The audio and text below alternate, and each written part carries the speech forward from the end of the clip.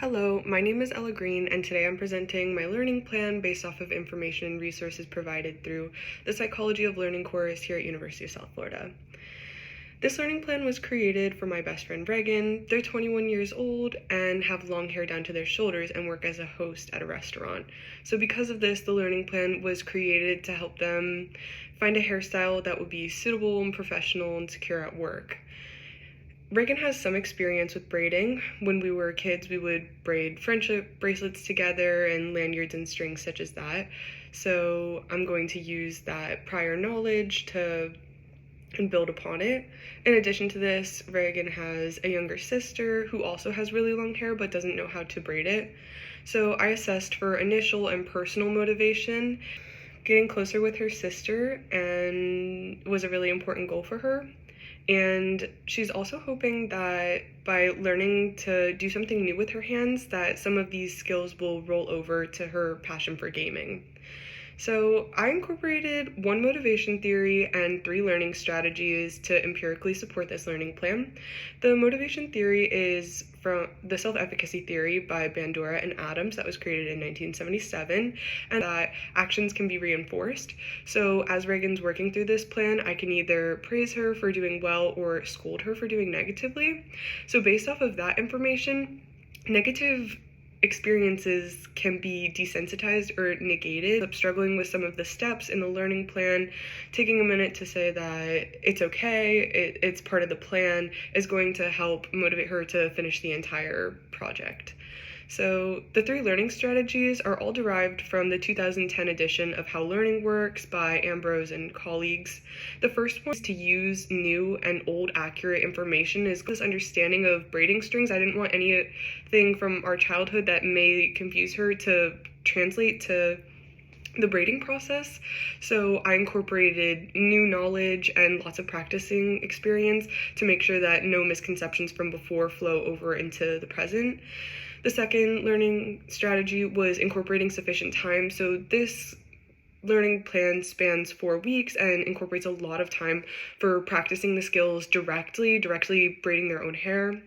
And additionally, the final learning strategy that I'm implementing was sharing the organizational structure of the overall learning plan. So once I created this learning plan, I did share it with Reg. We talked about the planning prompts, we talked about each mini goal, and then the overall goals to make sure that there was an understanding of how the progression was going to occur.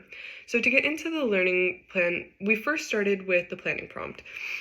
This addressed the necessary accommodations that were going to have to happen throughout the project. So buying braiding strings to practice braiding not on their own hair first, recruiting participants to practice braiding their hair, and then also addressing like the mental barriers. So any type of confidence issues where Reg might have felt like, maybe I'm not ready for this. And the first mini goal, there were 5 as part of the learning plan, was to learn that 3-string braid in her hair by the end of the 5th day. So I incorporated YouTube videos to support this with accurate knowledge. It talked about tension, sectioning, and incorporated a lot of practice. And she'll know she will be successful with this goal if she can braid her hair all the way to the end and put a hair tie on it by the end of that 5th day. The second goal was learning to French braid on their own hair by the end of the 12th day. And this also included discussing some obstacles. So it's difficult to learn to French braid your hair, so using the resources provided, Reg was practicing that, starting with just the top section of their hair and working all the way down. And by the end of this 12th day, Reg knew they were successful because she was able to complete a braid all the way to the end, regardless of frizz, missing strands, anything like that. It was just about completing it all the way to the end, because the third mini goal was practice and refinement. So 15 minutes every day this week of the third week, she was practicing that French braid all the way to the end, trying to incorporate all of the sections, and she knew she was successful at the end of this because by the end of this week, the braid had minimal frizz, minimal loose strands, and no bumps.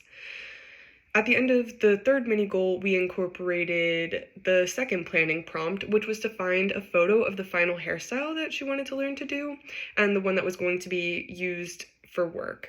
And by finding this photo, it increased the motivation at a time that could have been difficult, where she may have felt like she was already successful with learning the French braid and could have wanted to stop, but incorporating this planning prompt helped motivate her to finish the rest of the project.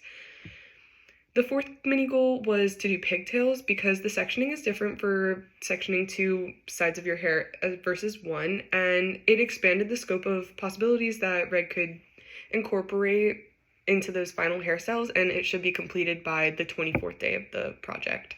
So she'll know she is successful in this one if she can do 2 braids all the way to the end, adjusting for the tension at like a different angle and incorporating different hair sections because it's very different from the first one. And so the final mini goal is before the 28th day, practicing that final hairstyle where we have the photo chosen to create a secure, neat, and creative hairstyle. The outcomes for this project were pretty successful. Reg was able to complete the project all the way to the end, and it was interesting to see how this new knowledge was built upon that old knowledge, where the basic understanding of braids helped motivate her to learn to do it in a different sense because she already had that basic understanding.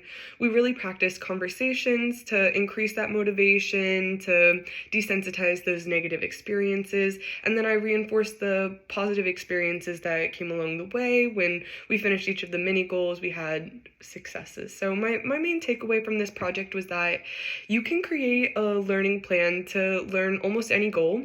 And so this is a really diverse skill that can be used in any type of application, and you can even apply it back to yourself to create a focused plan to learn a goal more than just setting a statement and hoping that it gets completed. So thank you.